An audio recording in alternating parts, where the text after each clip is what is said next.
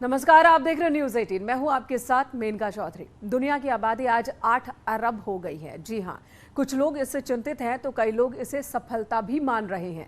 लेकिन क्या बढ़ती आबादी दुनिया के लिए खतरा साबित हो रही है या फिर बढ़ती आबादी में भी संभावनाओं की तलाश की जा रही है? आपको दिखाते हैं ये रिपोर्ट।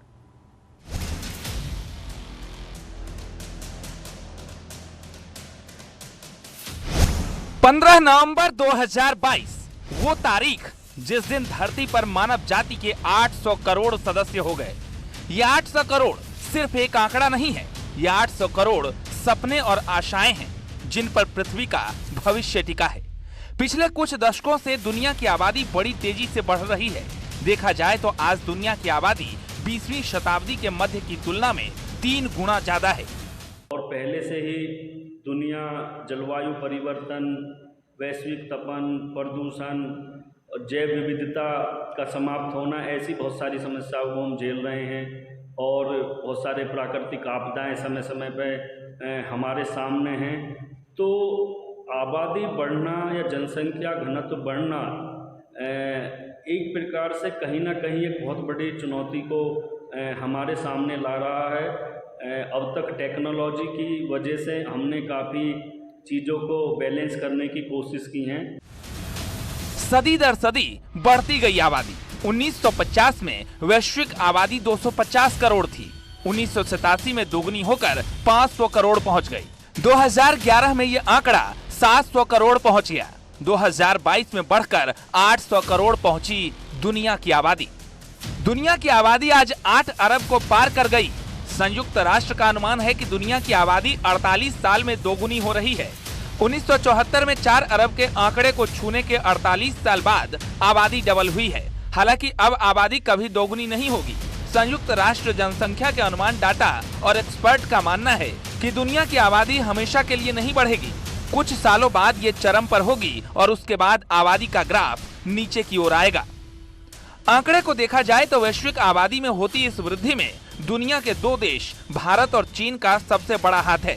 भले ही आज चीन दुनिया का सबसे ज्यादा आबादी वाला देश है, लेकिन आंकड़े दर्शाते हैं कि 2023 में भारत चीन को पीछे छोड़ पहले स्थान पर पहुंच जाएगा। और 2058 की बात करें, जब वैश्विक आबादी 1000 करोड़ के पार चली जाएगी तो उसमें 16.9% भारतीय और 12.3% चीनी नागरिक शामिल होंगे। दुनिया की आधी आबादी वाले देश भारत, पाकिस्तान, कांगो, मिस्र, इथियोपिया, नाइजीरिया, फिलीपींस, तंजानिया। विश्व जनसंख्या संभावना रिपोर्ट में दावा किया गया है कि अगले 27 सालों में दुनिया की आधी आबादी 8 देशों में रह रही होगी। इन 8 देशों में दुनिया की 50% आबादी निवास कर रही होगी।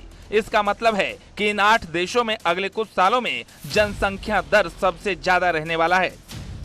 चीन की बढ़ती आबादी को लेकर जो अनुमान लगाया गया है उससे चीन की टेंशन बढ़ेगी। जब चीन ने बढ़ती आबादी पर रोक लगाने के लिए कड़े नियम बनाए, अब वो चाह रहा है कि उसके देश की आबादी बढ़े। एक रिपोर्ट के मुताबिक चीन में कई विवाहित जोड़े केवल एक ही बच्चा पैदा करना चाहते हैं, जबकि सरकार की कोशिश है कि लोग कम से कम 3 बच्चे पैदा करें। रिपोर्ट के मुताबिक भारत साल 2023 तक चीन को पीछे छोड़कर दुनिया की सबसे अधिक आबादी वाला देश बन जाएगा। चीन और भारत दोनों की आबादी दुनिया के कई देशों को मिलाकर आबादी से कहीं अधिक होगी। बढ़ती आबादी से खुश होने की जरूरत नहीं है, क्योंकि हर समस्या के केंद्र में देश की बढ़ती हुई जनसंख्या है। सीमित संसाधनों में सभी की आवश्यकताओं को पूरा करना कठिन है। ऐसे में बेतहाशा बढ़ती जनसंख्या वृद्धि पर रोक लगाना बेहद जरूरी है। इसके लिए सरकार को सख्त कानून बनाने चाहिए और पूरी ईमानदारी से उस पर देशवासियों को अमल भी करना जरूरी है। Bureau report, news 18।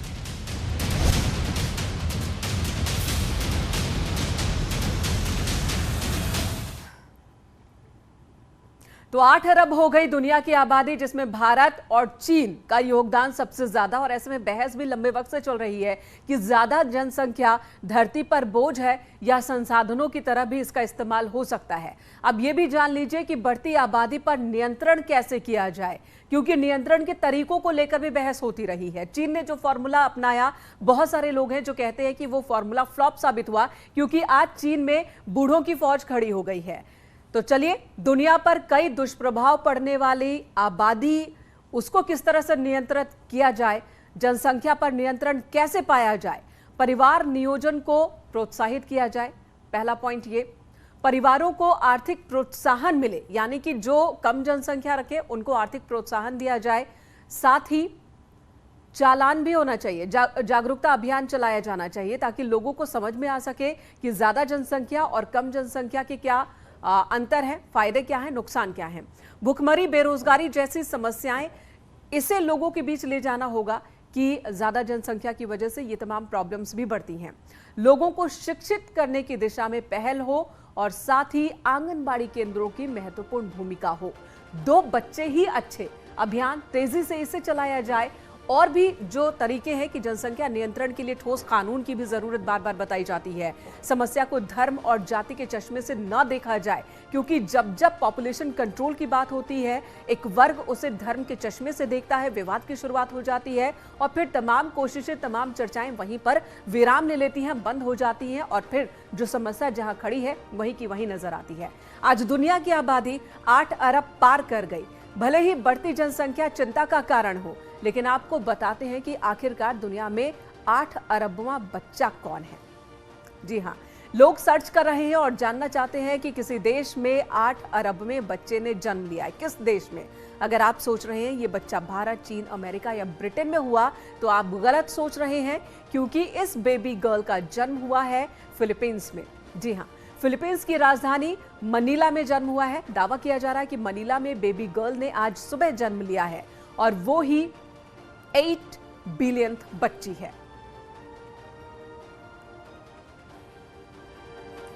जिस बच्ची की तस्वीर आप देख रहे हैं, ये 8 अरबवीं बच्ची है जिसका जन्म हुआ है फिलीपींस की राजधानी मनीला में।